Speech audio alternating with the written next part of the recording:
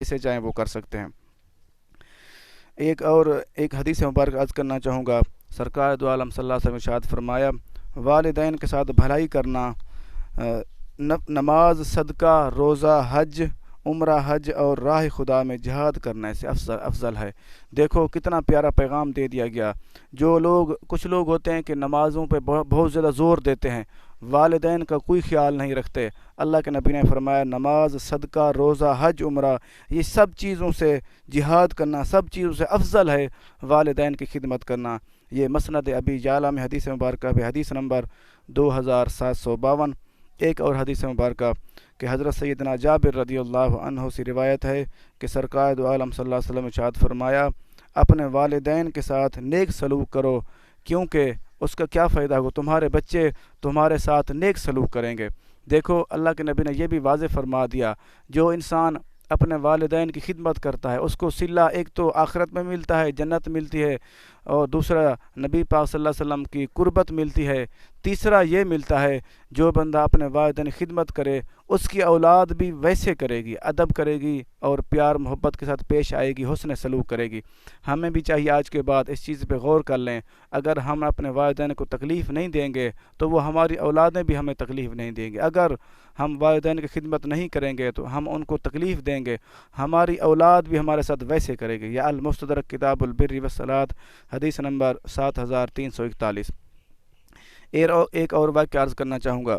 हज़रत अवैस करनी रज़ियल्लाहु अन्हु का ये मकाम था कि हज़ूर पाक सल्लल्लाहु अलैहि वसल्लम अपने कमीज़ मुबारक के बटन खोल के फरमाते थे, मुझे करन के शहर की ठंडी हवा लग रही है। सहाबा किराम ने अर्ज़ की या रसूलल्लाह सल्लल्लाहु अलैहि वसल्लम, क्या आप उनके साथ मोहब्बत करते हैं? तो सरकार ने फरमाया, जी मैं उनसे भी मोहब्बत करता हूँ और वो भी मुझसे मोहब्बत करता है। आपने फरमाया, क्योंकि इतना मकाम उनको कैसे मिला? तो सहाबा के अर्ज़ की या रसूलल्लाह सल्लल्लाहु अलैहि वसल्लम, अल्लाह और अल्लाह का रसूल बेहतर जानता है। तो सरकार ने फरमाया, उसकी बूढ़ी माँ है और वो नाबीना है, वो अपनी माँ की खिदमत करता है, इसलिए वो मुझे महबूब रखता है, मैं भी उसे प्यार करता हूँ। अल्लाह के नबी देखो कितना प्यारा पैगाम दिया। एक दिन ऐसा हुआ कि उनका दिल क्या, फिर साहबा के अर्ज़ की या रसूलल्लाह सल्लल्लाहु अलैहि वसल्लम, क्या वो आपकी ज़ियारत के लिए क्यों नहीं आ सकता? फिर सरकार ने फरमाया, वो उनकी माँ की वजह से, उनकी माँ को तकलीफ़ है, वो कमज़ोर हैं, इसलिए उनकी खिदमत करता है, तो इसलिए वो नहीं आ सकता। एक दिन उन्होंने सोचा, हज़रत अवैस करनी रज़ियल्लाहु अन्हु ने सोचा कि मैं सरकार दो आलम सल्लल्लाहु अलैहि वसल्लम की ज़ियारत के लिए जाऊँ। तो अपनी माँ को कहा, अर्ज़ की कि अम्मा जान मुझे इजाज़त दें कि मैं नबी पाक सल्लल्लाहु अलैहि वसल्लम की ज़ियारत के लिए जाता हूँ। उसने कहा, ठीक है बेटा जाओ आप, लेकिन ऐसा करना, मेरी तबीयत ख़राब है क्योंकि मैं कमज़ोर हूँ, मैं चल फिर नहीं सकती, तो जल्दी वापस आना। उसने अर्ज़ की, जी अम्मा जान मैं जल्दी वापस आऊँगा। और घर से रवाना हुए। जैसे रवाना हुए दिल में सोच के आए कि मैं जैसे नबी पाक सल्लल्लाहु अलैहि वसल्लम की ज़ियारत करके फ़ौरन वापस आ जाऊँगा। आगे जब मदीना पाक पहुँचे तो क्या देखते हैं, आगे नबी पाक सल्लल्लाहु अलैहि वसल्लम वहाँ पे तशरीफ़ फरमा नहीं थे।